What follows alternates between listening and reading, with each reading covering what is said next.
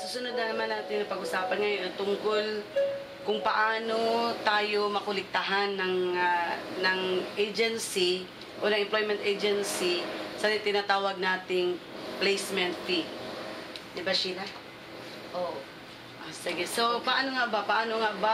Saan ba at paano kinukolekta ng placement ng agency yung tinatawag nating placement fee? Malimit ng mga employment agency, ang ginagawa nila, pag malapit ka ng lumipad, pagkatapos ng processing ng lahat ng mga documents mo, at ready ka ng umalis, ang ginagawa ng mga employment agency ay persahan kang pinapapirma sa isang lending agency, nagkakaroon ka na kaagad ng utang. Kasi ito ay ibabayad mo sa mga agency na kung saan ka nag-apply. Ibig sabihin ba, ang agency, dadalhin ka ng employment agency doon sa isang lending agency para sa pilitang makaperma ka ng isang dokumento na may utang ka na?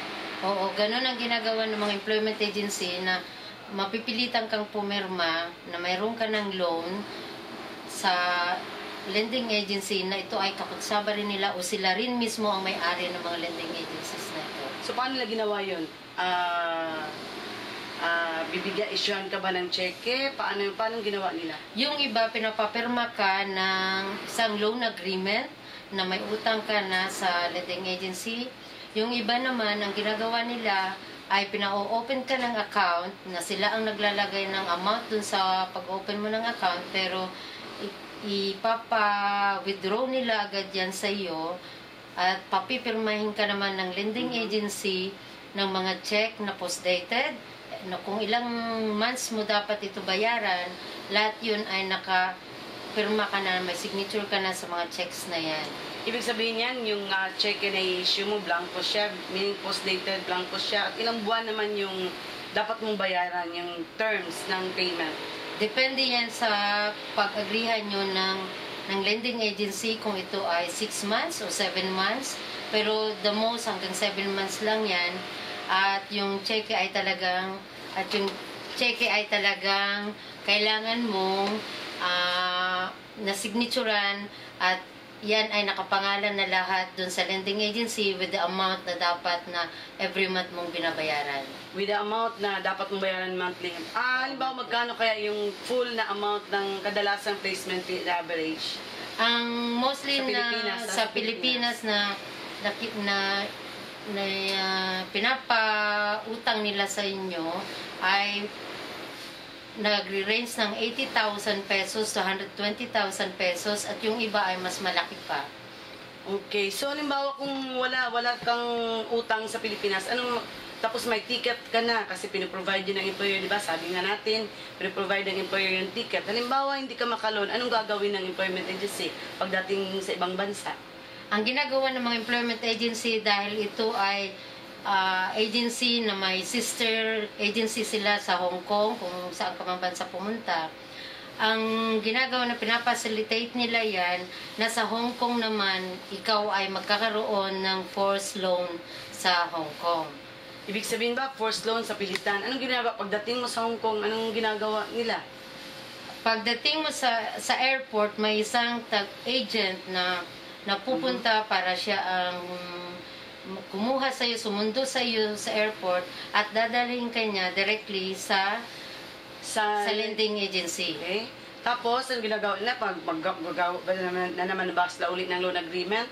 Oo, meron loan agreement ulit yan na dapat mong pirmahan. Dahil kung hindi, sasabihin ng agency dito sa Hong Kong na mateterminate ka kaagad kapag hindi ka pumirma. So, ganun din, 8 months din babayaran, 7 to 8 months Ganun din, so, parehas lang yan sa Pilipinas. So, ibig sabihin yan, wala kang makukolekta, ibig sabihin yung sahod mo hanggang pambayad na lang doon sa placement fee. Oo naman, hanggang 6 months to 8 months nagbabayad ka ng utang mo, kaya pag alis mo pa lang, kasama mo na yung utang mo na malaki. So, ganun din yung range, 90 to 120,000 ganun din ang kung equivalent to peso, ganun pa rin naman yung amount.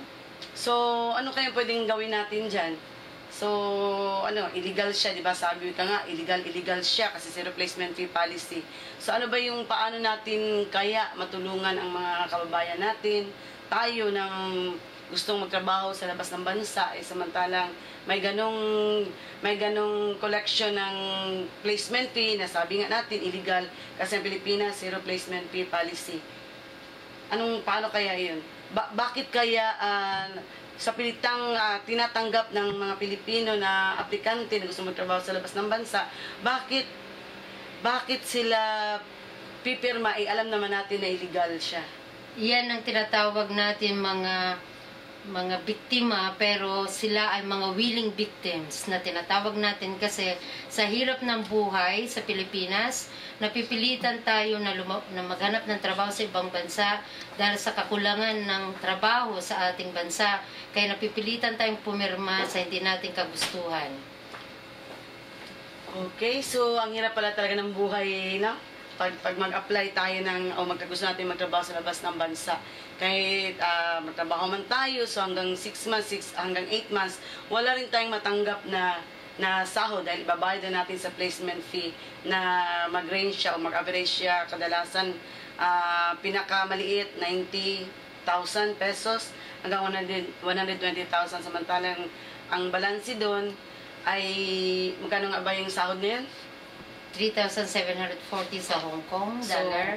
So ang monthly na babayaran siguro mga 2,600, 2,800 na babayaran para sa placement fee. So ang balance, yun lang yung mapadala natin sa Pilipinas. Oo naman, ganun yun.